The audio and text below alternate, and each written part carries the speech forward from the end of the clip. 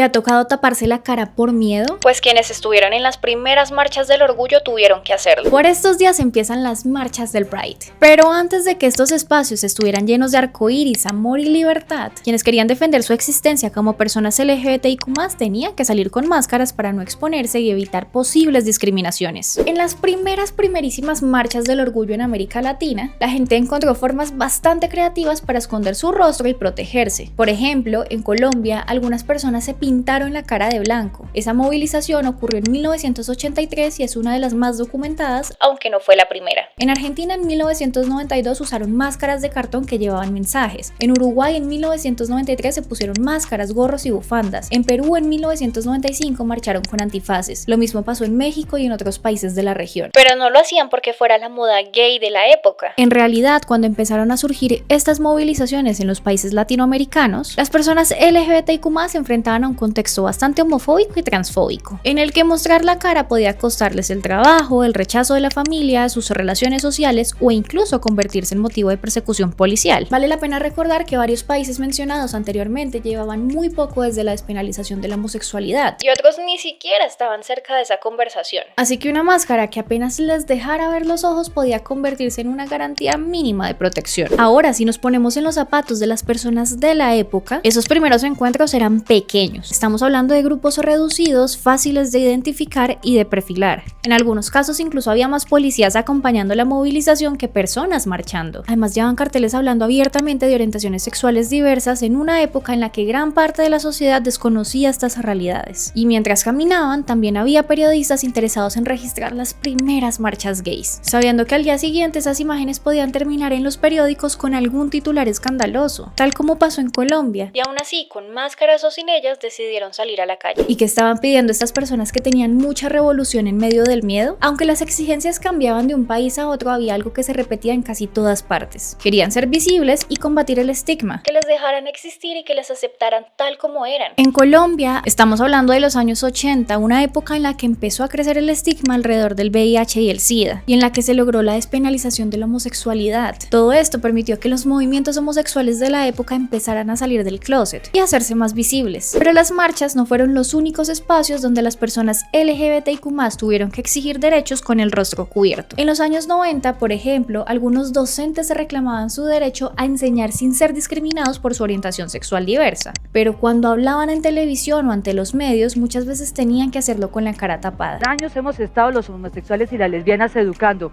y hasta ahora no hemos alterado el desarrollo pleno de su formación. Fue a través de esa visibilidad que el movimiento empezó a ganar espacio. Gran parte de estas marchas aparecieron después de la revuelta de Stonewall, aquel 28 de junio de 1969 en Estados Unidos, razón por la que hoy la mayoría de países conmemoran el orgullo durante junio. A partir de ahí comenzaron a surgir organizaciones y movilizaciones alrededor del mundo que tímidamente empezaron a reclamar sus derechos. Obviamente cada país lo hizo a su manera y encontraron su propia forma de organizarse. Colombia por su parte lleva más de 4 décadas marchando y aunque el Pride ha cambiado un montón, en este momento existen medianamente más condiciones para poder salir sin taparse la cara. Ahora esta celebración reúne a más personas que ponen su rostro, su voz, su cuerpo, su arte, sus saberes y sus historias en las calles. Y si antes tocaba ocultarse, hoy el orgullo hace reconocerse a sí mismas y que se note. ¿Conocías esta historia detrás de las primeras marchas del orgullo? Te leemos en los comentarios.